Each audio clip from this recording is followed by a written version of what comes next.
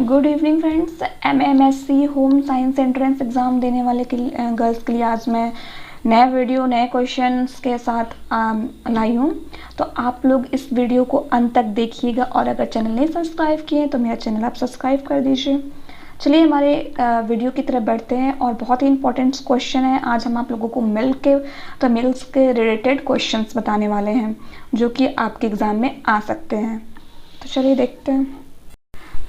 आज हम लोग सबसे पहले दूध के बारे में पढ़ेंगे कि दूध में क्या पाया जाता है क्या नहीं। तो चलिए सबसे पहले आता है दूध का प्रोटीन। दूध में जो प्रोटीन होता है वो किस नाम से जाना जाता है? तो जो दूध का प्रोटीन है उसे हम कैसीन के नाम से जानते हैं। और आपने सुना ही होगा, मतलब क्या पढ़ा ही होगा, दूध को संपूर्ण आहार के रूप में जाना जाता है। ये संपूर्ण आहार के रूप में जानता है, लेकिन इसमें सभी पोषक तत्व होते हैं जैसे कि खनिज, लवण, विटामिन, प्रोटीन, लौह तत्व, सब कुछ मतलब हमारे दूध में होते हैं या नहीं? तो हमारे दूध में जो है सभी तत्व होते हैं, परंतु लौह तत्व जो है वो दूध में नहीं पाया जाता है। और विटामिन सी, ये दो चीज़ जो है हमारा दूध में नहीं पाया जाता है। विटामिन सी हमेशा खट्टी चीज़ों में पाया जाता है और लौह तत्व दूध में तो होता नहीं है। तो मतलब ये दो चीज़ें हमारे दूध में नहीं पाया जाता है, लेकिन दूध को संपूर्ण आहार बोला जाता था, लेकिन अब नहीं बोला जाता है। दूध में मतलब का प्रोटीन जो है वो कैसीन के नाम से जानते हैं। नेक्स्ट हमारा है दूध में वसा किस रूप में उपस्थित होता है? तो जो दूध में वसा है उसको पायस के रूप में उपस्थित होता है। और आपको मैंने पिछले वीडियो में बताया था कि जब वसा को पानी के साथ फेंटते हैं तो उसे पायसीकरण कहते हैं। मतलब वसा जो छोटे छोटे टुकड़ों में विभक्त हो जाता है तो उसे पायसीकरण कहते हैं। और दूध में जो वसा होता है वो पायस के रूप में रहता है। वसा रहित दूध में वसा की मात्रा कितनी आती है? जब हम दूध से उसका मलाई निकाल लेते हैं तो उसमें वसा कुछ तो मात्रा रह जाती है, तो वो 3.1% मतलब रह जाती है।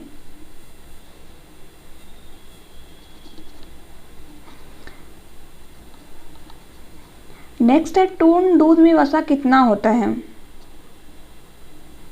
सो यहाँ पे 3.1 नहीं होगा, यहाँ पे 0 से लेके 1% तक वसा जो है रह जाती है। टोन में वसा कितना होता है? टोन में वसा 3% होता है और टोन जो दूध है उसमें वसा 3% होता है। और SNF सोलेनोइड फैट जो है वो 8.5 रहता है। डबल टोन दूध में वसा की मात्रा कितनी होती है? डबल टोन दूध में 1.5% वसा रहता है और SNF जो है 8.5% रहता है। नेक्स्ट हमारे दूध में वसा की मात्रा कितनी होती है? अब ये हमारा था फील्ड दूध। फील्ड दूध में वसा की मात्रा कितनी होती है? एक टोन्ड दूध होता है, डबल टोन दूध होता है और फील्ड दूध होता है। तो ये था फील्ड दूध। तो फील्ड दूध में भी 3.5% पाया जाता है, SNF 8.5 पाया जाता है। तो पहले हम लोग टोन पढ़े थे, टोन दूध में 3% तक वसा पाया जाता है। SNF जो है 8.5, SNF सब में 1 पाया जाता है 8.5। डबल टोन में 1.5 वसा पाया जाता है और ये फील्ड दूध में 3.5% तक वसा पाया जाता है। पास्चराइजेशन द्वारा कितनी विधियां अपनाई गई थी? पास्चराइजेशन द्वारा 3 विधियां अपनाई गई थी। दूध को 61.60 डिग्री सेल्सियस पर 30 मिनट तक रखकर शीघ्र ही ठंडा करना सबसे पहली विधि थी।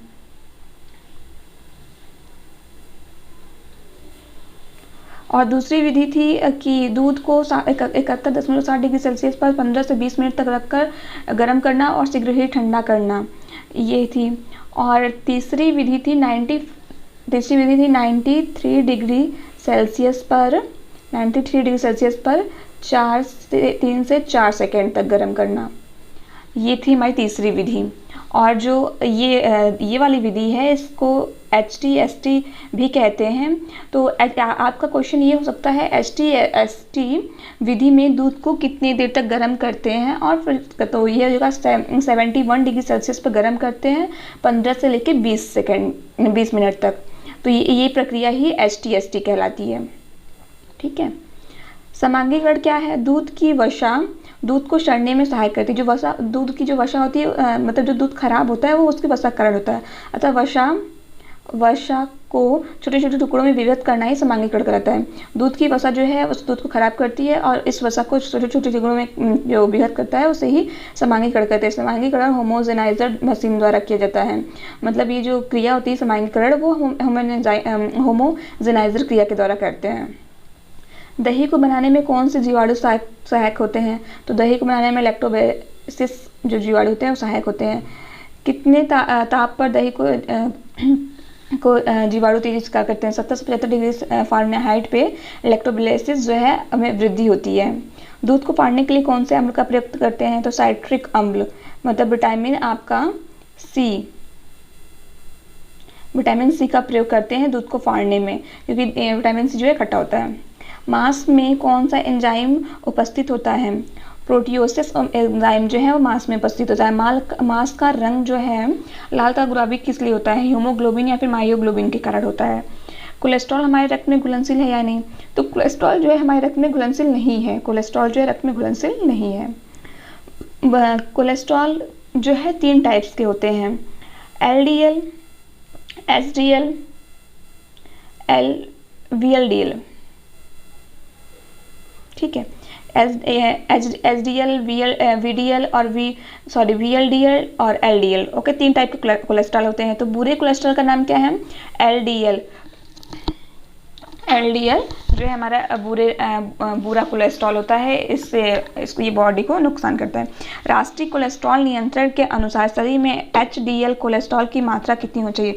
60 मिलीग्राम DL से अधिक होनी चाहिए HDL की मात्रा। LDL की मात्रा मतलब ये जो है हमारा 60 मिलीग्राम से अधिक होना चाहिए। बॉडी में कोलेस्ट्रॉल की अधिकता होने से कौन सा रोग होता है? पार्किंसन रोग हो जाता है अगर बॉडी में कोलेस्ट्रॉल की मात्रा अधिक होती है। आप ये इंपॉर्टेंट क्वेश्चन है, आप याद रखिएगा। कोलेस्ट्रॉल की अधिक मात्रा होने पे कौन सा रोग हो जाता है और बुरे कोलेस्ट्रॉल का नाम, ये 2 चीज़ आप लोग ज़्यादा याद रखिएगा। LDL कोलेस्ट्रॉल की मात्रा कितनी होनी चाहिए? 100 मिलीग्राम DL। ठीक है।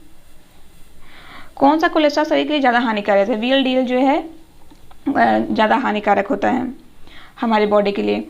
LDL तो हानिकारक होता ही है, तो VLDL जो है वो ज़्यादा हानिकारक होता है।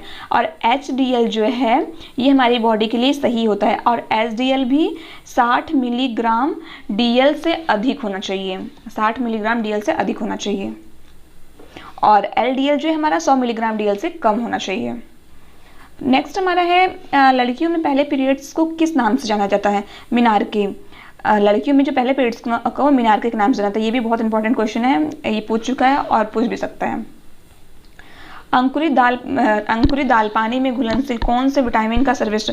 जो जब हम कोई मतलब दाना मतलब कोई भी दाल वाला उसको अंकुरित कैसे करते हैं? रात भर पानी में भिगोते हैं, उसके बाद वो अंकुरित होता है। तो पूछा उस पानी में कौन से विटामिन की ज़्यादा मात्रा, मतलब वो जो पानी है वो कौन से विटामिन की सर्वश्रेष्ठ मात्रा है? तो एस्कर्बिक एसिड। एस्कर्बिक एसिड किसका रासायनिक नाम है? विटामिन सी का रासायनिक नाम एस्कर्बिक एसिड है। तो मतलब उस पानी में विटामिन सी की अधिकता होती है। लोह जनित रक्तहीनता किसकी कमी के कारण होती है? लोह जनित जो रक्तहीनता है हीमोग्लोबिन के कारण होती है। पारसी रक्तहीनता किसकी कमी, कौन सा लक्षण है? पाचन का बिगड़ना पहला लक्षण है। भूख न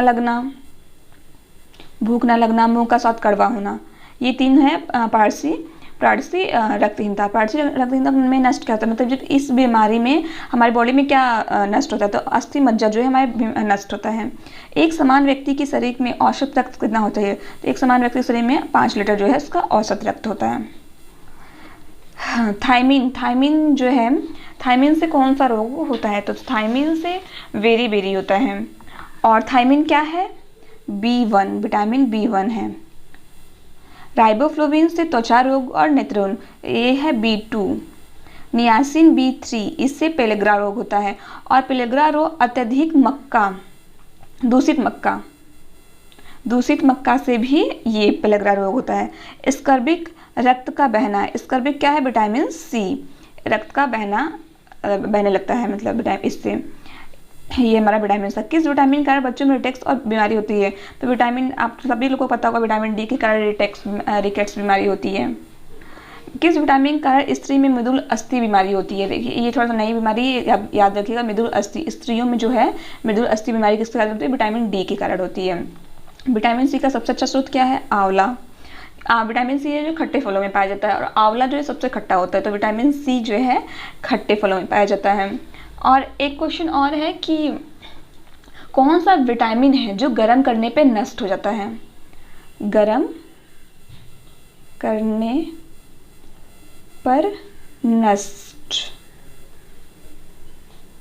होता है। आप लोगों को नाम बताइए, जल्दी सजेस्ट करिए। तो विटामिन सी जो है गर्म करने पे नष्ट हो जाता है। विटामिन ए का रासायनिक नाम क्या है? नेक्स्ट हमारा विटामिन ए का रासायनिक, रेटिनॉल जो है विटामिन ए का रासायनिक नाम है। तो फ्रेंड्स आज के लिए बस इतना ही, और आप लोग को मैंने जो भी क्वेश्चन बताया है आप लोग उसको अच्छे से पढ़ लीजिएगा कि ये बहुत ही इंपॉर्टेंट क्वेश्चन है, और इसी सारे क्वेश्चनों में से एग्ज़ाम में ऐसे ही क्वेश्चंस पूछे जाते हैं, ऐसे ही क्वेश्चंस आते हैं। तो आप ये सारे क्वेश्चंस को अच्छे से पढ़िएगा। नेक्स्ट वीडियो में मैं और सारे क्वेश्चंस लेके आऊँगी। अगर आप मुझे कमेंट करके बताइए आपको मेरे वीडियो कैसे लग रहे हैं, तो मैं और अच्छे से और भी वीडियोज़ लाऊँ। और आपको कोई भी डाउट हो तो आप मुझे ज़रूर कमेंट करिए। Thank you friends.